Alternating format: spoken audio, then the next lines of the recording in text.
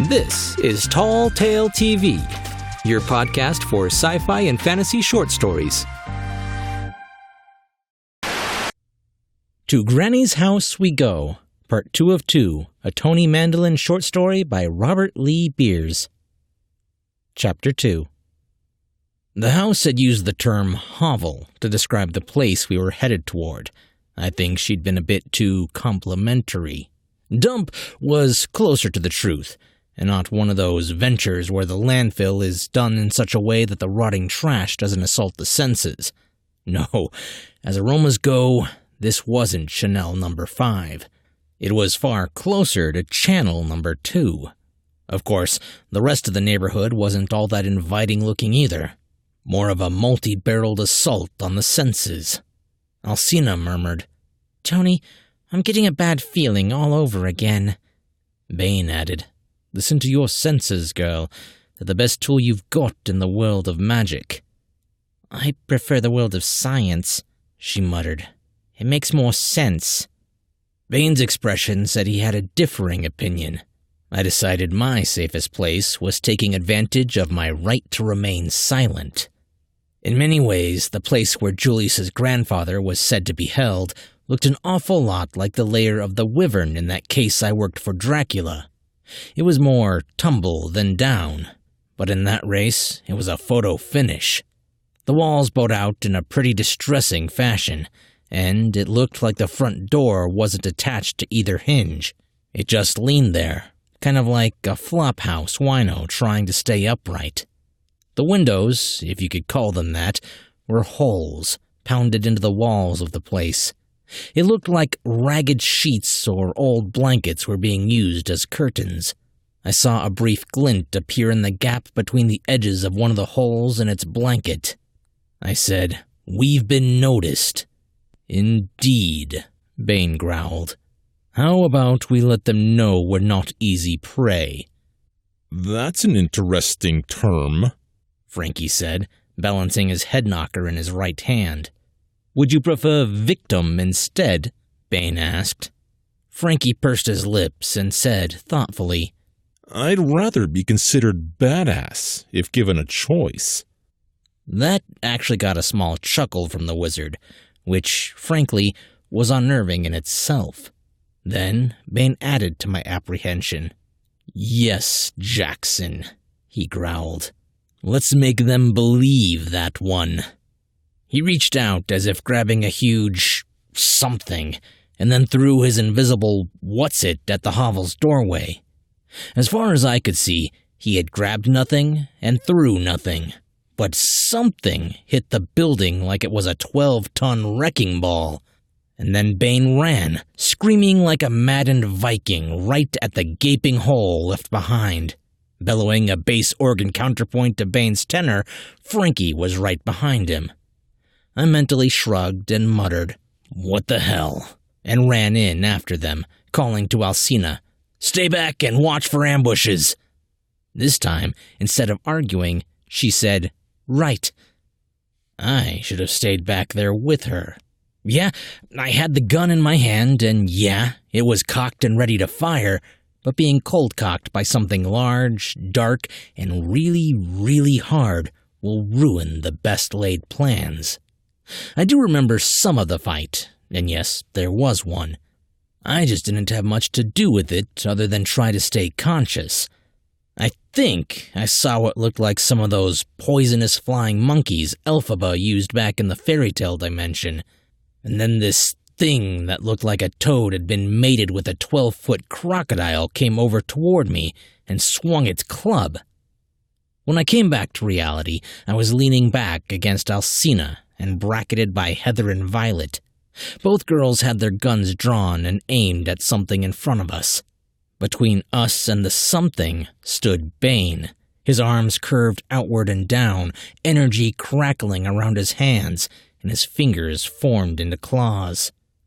Bane was saying something, but the thing in the haze kept shouting over it, and then a knife flew out of the haze. It was wreathed in flames, spinning right at the wizard. The knife pinged off some kind of magical shield scant inches from Bane. Sparks flew. The wizard snarled. "Thank you. All I needed was an excuse." He released the energy crackling around his hands. The screaming went on for a while. Sometimes, when I can't sleep, I can still hear it. Julius tugged at my sleeve. "Go away," I mumbled. "Let me sleep, all right?" "Tony, you can't fall asleep. You might not wake up." Violet joined him. She was a bit less gentle. "Snap out of it, Tony. You can't just sit here and let the rest of us— Oh my God, you're bleeding!" I heard Julius say, "I can smell my grandfather. Wait here, I'll get him while they're distracted." "Distracted?" Heather sniffed. "They're terrified." Frankie had rushed over to my side as Violet had said the word bleeding. He fussed over me, saying he was going to get me right over to Granny's as quick as he could. I don't know why, but that made me feel a whole lot better. Then again, maybe I do know. I liked that house. Alcina joined me at my side. "Here, perhaps I can do something. Maybe my anatomy classes will be of help." I felt her hand touch my head. The scalp wound was letting me know it was there all right. Actually, it was shouting. I flinched from Alcina's touch. "Ow! Sorry," she murmured. "Biggest babies there are, men."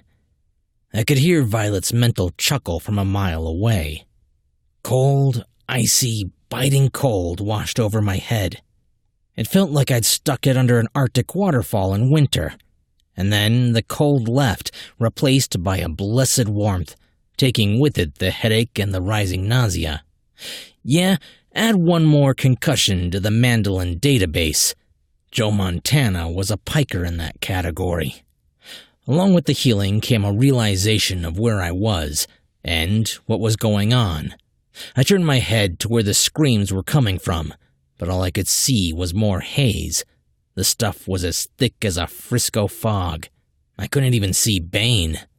Something moved in the haze, sending swirls through it, and then Julius came out of it accompanied by an older man. What hair he had was white, but he moved with none of the hesitancy you usually see in older folks. "That has to be your grandfather," Frankie exclaimed, pointing. The big guy had the right of it. The geezer sure had the same features as Julius, and if you looked closely, they moved in the same way as well. "Over here," I called, gesturing. Julius saw me and said something to his grandfather, then they both hurried their steps. Pontius, that had to be who he was, said, "I appreciate you young folks coming to get me. The rat obviously cheated." "We can talk about that later," Violet said, "after you're safe." Then she pointed, adding, "And that isn't here." "Come on," Frankie said. "I'll take you across the street to Granny's." He gathered both Julius and Pontius into his arms and led them out of the hovel. More sounds came from the haze and the gloom beyond, but none of them had anything to do with what I term inviting. Well, not unless you were Stephen King's analyst. I asked the girls, "Do any of you see Bane?" Was Heather's response. "Nope," Violet said. "But frankly, in all of this, I can't see crap." "Yeah," I replied. "Same here. Alcina, you getting anything with your superpowers?" She shook her head and said, "No. It's almost as if there's interference, like static coming over an old radio." And then Bane came out of the haze. He looked tired. I'd seen that look before. He may have gone and done it again, used more of his power than he should have. He looked back over his shoulder. I said, "Get ready, Alcina. We may have to pull Bane's nuts out of the fire." She muttered, "You almost said the word again. So this isn't the first time?" "You know," I said, "you are so much smarter than me." She smirked. "Get used to it, lover. It's only going to get worse." I readied my gun as I muttered, "And so it begins." I wondered just how much would Alcina remember. And then the other thought came. Would it matter? Frankie came back in, saying, "Julius and his grandpa are over at Granny's. Can we go home now?" and then he gasped.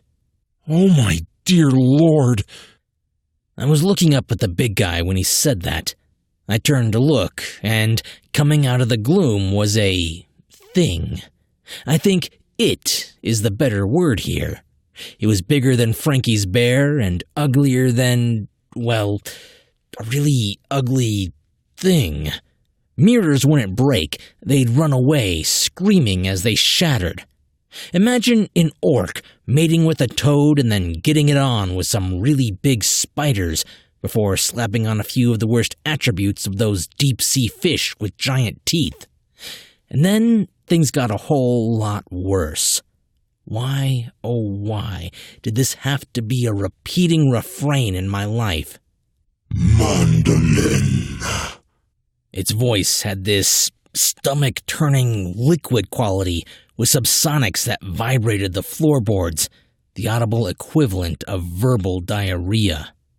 Mandolin, I smell you. Come forth and you battle. This weakling of a wizard tires me. Oh, good God. Frankie muttered. What is that thing? It knows you, Tony, Violet exclaimed. How? Why? More important is that it thinks Bane's a weakling, Alcina added. Yeah, I muttered. That's something different. I pulled the trigger. You know that old saying, the bigger they are, the harder they fall? Well, they should add a second line to it about being too big to fall. The enhanced rounds tore through the thing just like they were supposed to. I could see light coming back through the holes. The impact of the rounds staggered the thing, but it didn't fall. What was even worse was it laughed. Mandolin, not this time. No, not this time. Try as you might, you cannot defeat me. No, never again. The last came out as a snarl as it charged. I emptied the magazine into the thing's face and then dove to the side as it continued on, right through the wall and out into the street. The pop-pop-pop-pop-pop of the gun was nearly drowned out by the thing's roar.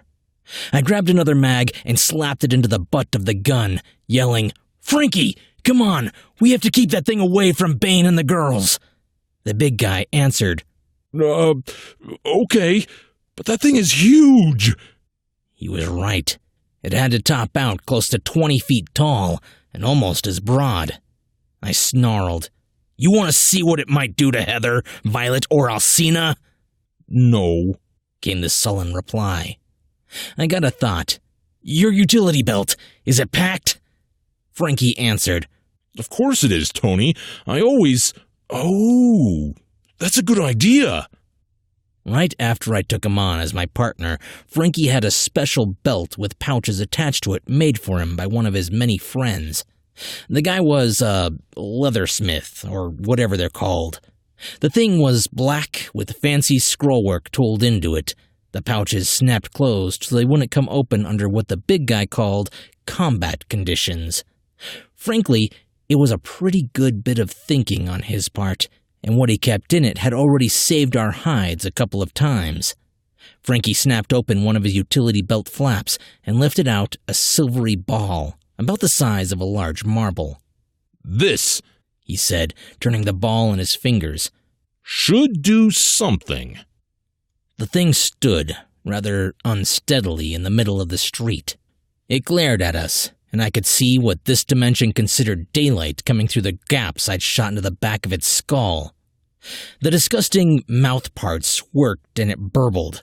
You failed again, Mandolin, and you will continue to fail. I will have my revenge on you and all you hold dear. Just as I transformed your changeling, I will... You did what? Frankie's full-throated bellow was loud enough to rattle the windows. The thing stood 3 times the big guy's height, but Frankie stalked toward it as if that didn't matter a hill of beans. Oh, The thing turned its head to look at Frankie. You did what? If anything, the big guy's voice was even louder. He raised a fist and shook it. The thing bent forward, putting its face at about a level with Frankie's head. It opened its mouth part and began to say, Why? Shut the hell up! Frankie jammed his fist right into the thing's mouth. Its eyes, all four of them, widened, and it acted as if it was going to say something, but it choked, and then it gagged. A puff of reddish dust billowed out of the mouth. Turning to face me, the thing pointed at me and said, and then it choked again. And then it screamed, the sound tearing against my nerves like steroid-enriched nails on a chalkboard. Cracks opened in its hide, and more of the reddish dust puffed out. Small flames flickered along the edges of the tear, and then the entire body burst into flame, as if someone had set off a thermite charge. I backed away from the heat. "Frankie," I said. "What the hell?" Tony? He said. I was a teddy bear, and that thing said it did it. He pointed at the quickly crumbling lump of burning what's-it. Yeah, I guess the big guy had a point there. I said, "Right, let's collect Bane and the girls, Pontius and his grandpa, and let's get the hell out of here, all right?" All right, Frankie replied. You are singing my song, honey. You are singing my song. I nodded and then asked, "What did you ram into that thing's mouth?" He grinned. One of my cold iron pills, a little iron oxide with a touch of silver nitrate. I don't think it agreed with it. I couldn't help laughing. The door to Granny opened as we approached. "Come in, come, children. My, but you've had a busy day." Nobody was touching me, but I still felt like I was being hugged. I looked over and saw this expression of contentment on the big guy's face. He saw me looking and mouthed, Granny loves me. "I am not a hugger. I never have been, and so I asked, 'Where's Bane, and where's Julius and his grandfather?' "Upstairs, dear, of course," came the reply. "Poor Landau was just exhausted, and both Julius and Pontius needed some quiet time alone. May I suggest you all enjoy a nice lunch while they rest?" I smelled lovely smells wafting my way and the word lunch, and it was then that I realized I wasn't just hungry, I was starving. Ooh, Frankie cooed. Comestibles. I saw the direction he was looking, and so I joined in. Spread along one wall was a for-real smorgasbord. No, not a fancy buffet, but a real Viking feast, along with the fish and beer, plus all the extras that make the difference. I said, "Granny, can I marry you?" That got me a warm laugh, and then she said, "I think the age difference may get in the way, dear." As the girls were oohing and ahhing at the spread, I saw Frankie dig in. He came up for air, chewing, and then said, Tony, this salmon mousse has fresh dill and lemon in it. Mousse is fine for an appetizer, to build up the appetite, but I already had one, and it was demanding solid food. I saw the sliced prime rib and zeroed in on my target. It was the ahem that brought me out of my own version of culinary heaven. I turned around and then swallowed my last bite. "What?" I asked. Violet, her arms crossed, pointed at the serving tray beside me and asked, "Are you gonna hog it all? I thought it looked like there was about 5 pounds here. Now I think I see just an ounce or two plus drippings left." Alcina said, "Yeah, I should have mentioned that." Violet replied, "What, that the guy has a black pit as a stomach?" It hit me. I was eating just like I had when Tiny healed me in the hospital. Alcina explained, "It was the healing.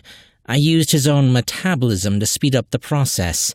He has to eat like this, or it'll be worse than if I didn't heal him at all." "Oh yeah," Violet slapped her own forehead. I remember. There was this time in the snug he put away enough for 3 people and was still looking around for more. Yeah, Alcina replied. Thank God for this spread. With him and Frankie together, we might be out of provisions in a second otherwise. Heather was over near the end of the spread where the sweets were. She looked to the side and said, Hey everyone, Julius and his grandfather are here. Both Werebeagles looked a bit ragged around the edges, but the smiles said that was just appearance. Julius had an arm around his grandfather's shoulder as they came into the room. Frankie was the first to greet them. Hello, welcome to the feast. Grab a plate and enjoy. Oh, Julius said, his eyes widening. Grandfather, look at all the food. Pontius said, his voice carrying with it the tone of age.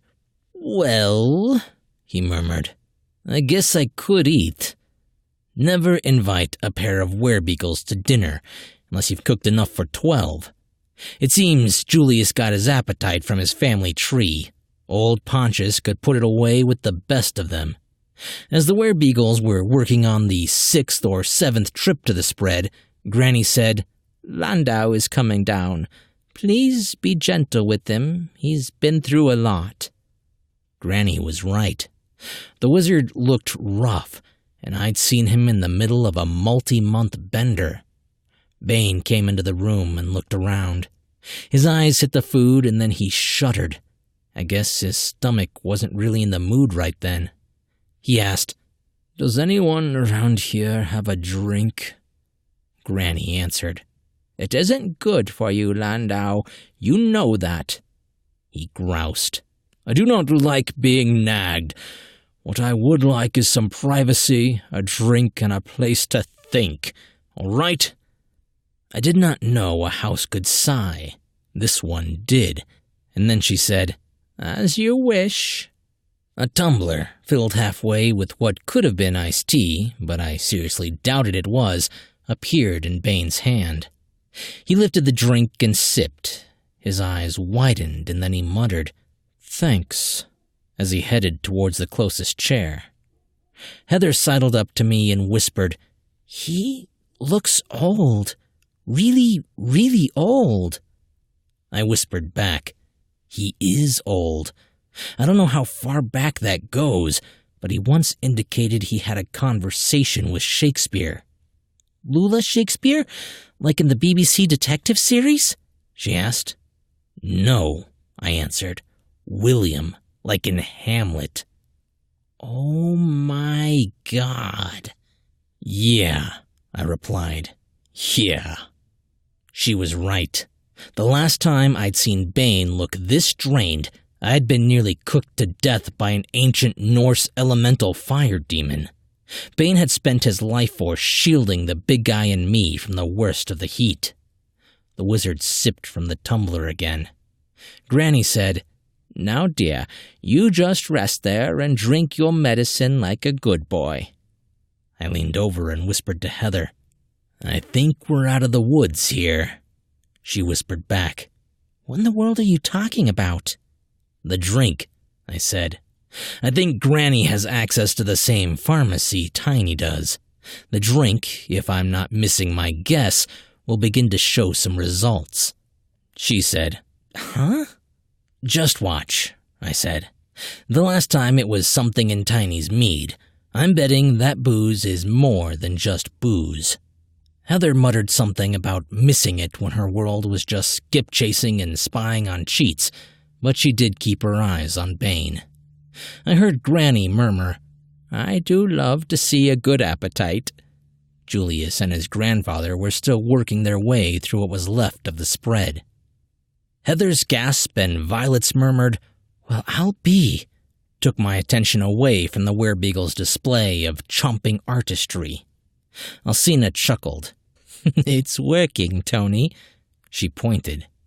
Bane, who had looked almost like he did back when I saw him die of old age, was doing his own version of the reverse aging bit sometimes shown in bad sci-fi flicks. His hair, mostly gone, not just white, was coming back in, and it was darkening. The wrinkles in his skin smoothed, and the liver spots lightened, and then vanished entirely. Bane's eyes opened and he scowled. Actually, that made me feel better than if he had smiled. Violet said, "Hey there, handsome."